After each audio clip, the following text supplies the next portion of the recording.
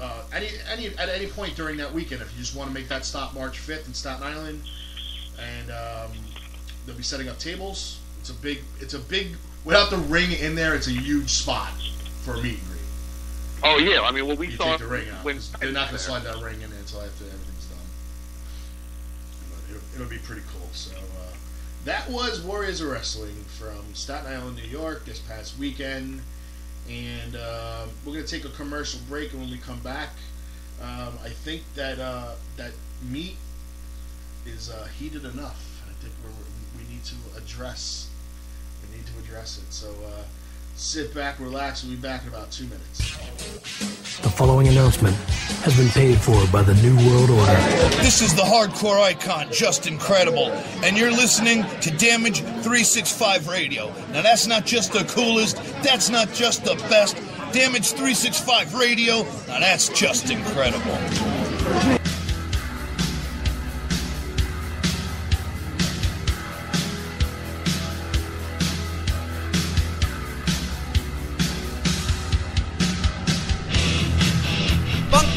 Wrestling Superstore, selling wrestling memorabilia from all around the world, including WWE, TNA, Japan, Mexico, and the very best of the independents. They've got action figures, DVDs, autographed memorabilia, t-shirts, and more.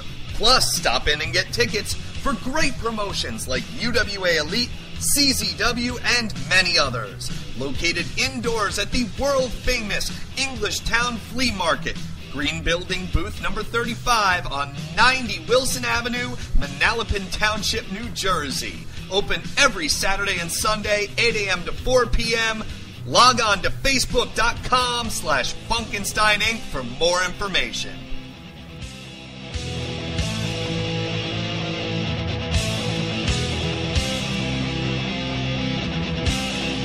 Join Brandon Lewis and Christopher Scythe Bracey every Tuesday night on YouTube.com/2KW at 8:30 p.m.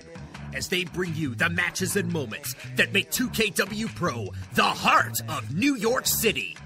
2KW Pro, your company, your wrestling. This is Jim the Anvil Neidhart, and you're listening to Damaged Radio 365. Yeah, baby! The following announcement has been paid for by the New World Order. And we're back, ladies and gentlemen. Again, thanks to our sponsors, the Funkenstein Wrestling Superstore in the Englishtown Flea Market building, the Blue Building, booths 46 and 47, and Esposito's Pizza and Pasta of Matawan and Manasquan, New Jersey. Check them out. SesameSeedPizza.com for more information, prices, menus, locations, hours, all that fun stuff. Try the Sesame Seed Crust Pizza #1. Awesome. Absolutely awesome. So that's all I will say about that place. Other than awesome. But, when you have guests here, you should maybe bring pizza. Yeah. See, here's the problem with pizza. It's got cheese on it. With you? Yeah, so you guys will be doing the show by yourselves. You're right about that.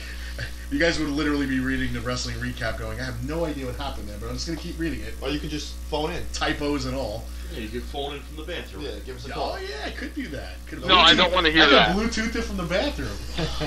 I don't want to hear that.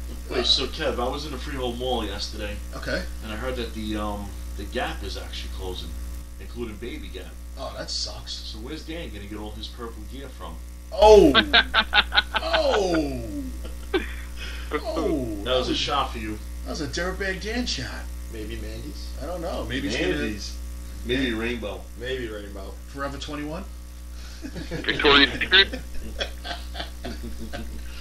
I do know that, was it Arab Pastel and those stores, I think they still sell some children's size clothing. So I think they might.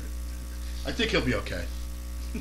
Dan needs to let us know, because Dan should have their spot, the company's name on his ass. Like, that should be the sponsor. He wouldn't be able to fit it on his ass. His freaking gear is so small.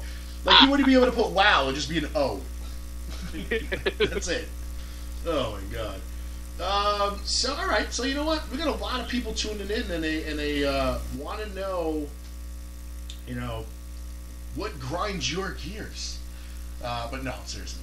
They want to know, Mooch is back. And usually when you're back, it's just because someone or some people have pissed you off again. Well, that piece of shit Mat Triosi still in hiding. We'll talk about him again later. Did he ever return the call after we No, gave him not. the Wyatt family He has voicemail? not. He has not.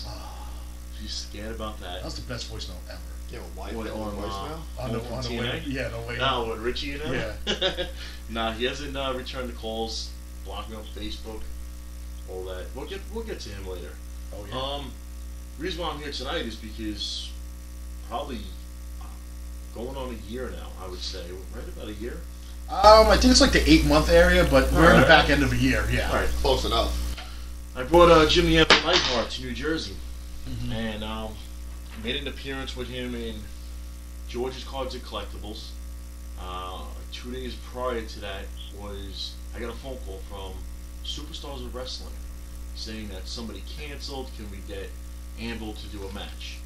We worked it out with Anvil. Anvil said yes. So, like I said, we were down in George's Cards and Collectibles, which is by Philly, and we were going to do a double shot. So I rushed home from the signing at the store to get to Superstars of Wrestling, and to find out that there was not enough money for Anvil to wrestle. Now, before we continue, was that the Spotswood or was that Avenel? That was Spotswood. Spotswood. So that not exactly a trip down the block. From No, it's at least an hour and 15 minutes. Yeah. Okay. You know, so I mean, you're talking about a Friday night. You know, to get there on time. So I was busting my ass. I spoke to Rob. Rob said basically, you know, he would take care of me. Blah blah blah. Fine. He said he would give me the money that Anvil was owed. Give me a couple weeks. I respected it. I said, fine, you know, Okay. I put it in my pocket. So obviously Anvil was not going in the ring to have a match if he wasn't getting paid that night. We left after the autograph signing, if you want to say, the meet and greet, which we didn't make no money at. We left, and we went about our business. After that, actually, probably, 3 months ago? A couple months ago, say, there was a YouTube page put up, a video on YouTube, showing Rob Fury saying that Anvil was too tired, he didn't want to wrestle, this and that, all bullshit story. Meanwhile, lying to his fans, making Anvil look like the bad guy, making me look like a bad guy, and meanwhile, because he had no money. Okay. Right? Just tell your fans, I didn't have enough money for him to wrestle, blah, blah, blah. So, didn't hear from Rob for, 6-7 months after the match. That didn't happen. So I decided to text him one day. I said, you know, where's that money that you owe me? I'll take care of you. Well, every week it's the same thing. Now he doesn't even respond. Now he has his buddy Charlie, whoever that guy is, supposing he's the money man, calling me, texting me on Facebook saying, you know, what's the issue? I said, you know, with all due respect, I'd rather talk to Rob. Rob said it. I don't know you. I'm not going to bring business out to everybody else. So Rob texted me one day saying, we'll get you the money. We'll get you the money. Never happened. Charlie knows about it. So Charlie knows about it. I'm going to tell him, where's my money now too? Nothing. Charlie says, don't worry, we'll get it for you. We'll get it for you. I texted both of them again tonight before I came here to give them the respect before me putting them on blast saying that they're deadbeats. Regardless of the amount of money that they owe me, they should have respect and say, here, look, I owe you X amount of dollars. Here's $100. I'll give you another $100 a month. I would be happy with that. If the kid said to me, I'll give you $100 just for your inconvenience that night, since it was a double shot, etc., okay, I would have taken it. But when you tell me you're going to do something, do it. Follow through. Right. You know, I could potentially have done a lot of business with him with bringing in talent. I could have brought people. I brought Ken Shamrock there. Right. That's probably one of their biggest names they ever had there. I'm not saying that he hasn't had good talent there, but Ken Shamrock's a big name, UFC, WWF. Yep. And we didn't make no money. I didn't bitch, you know, because it was just an extra little booking that we got. He didn't pay him. I just brought him on my own, and he let me just do that. But, yeah, after that Anvil thing and him going on Facebook and YouTube and saying that it was a completely different story. I don't like that shit. Now, have you tried to reach out to him through Facebook? Yeah, Facebook, several messages, and like I said, I just texted him tonight, asking him, what's going on with the money. Another week has gone by, haven't heard from you. No response. So I wrote back to him a great response. I wrote to Charlie on Facebook tonight because I don't have his number, and I said to him, another week's gone by. What's going on with my money? Nothing. And I said, I heard that you're the money man, so where's the money? No response. So fuck you guys. Talk about cut and dry. I'm not an indie guy who will sit there and watch your talent. I think that you guys are all great doing these independent promotions and stuff, but I don't go to these promotions to look at certain matches like Kev does to see their talent. Yeah, they're probably all great. I just don't have the time and patience to do that when I have talent in town and worried about that stuff. I'm not saying his show is bad because I don't know his talent at all, right? But if there's a problem from the start, you got to take care of that stuff. Now, have you thought maybe approaching him in person? I'm not gonna. Because you have a show coming up January 29th, which is a couple of weeks in Avenel. That is your birthday. That's right. Yeah, no, I'm not gonna waste my time to go up to him, and I'm not a high school kid that he wants to refer to on Facebook. If he was referring to me, that's pretty lame, because he could have just told me that. But yeah, I'm not a high school kid, and we're looking to go in the parking lot and fight him, because the money's not worth it for me. Right. I'd rather just let other people know, just to be aware. Make sure you just get your money. That's it. Like I said, I'm not going to try to sabotage him or any of that bullshit. I don't really care. He could go on with his show the 29th. Hopefully he makes enough money that he could say, hey, you know what? I fucked up. Here's, $50, or here's something towards the money I owe you. Let's see. Well, normal reaction from being put on blast on anything, radio, TV, is usually to go into defensive mode and probably cut all ties with you, meaning he'll probably block you. Not saying he's going to, but this is kind of the normal reaction that people have.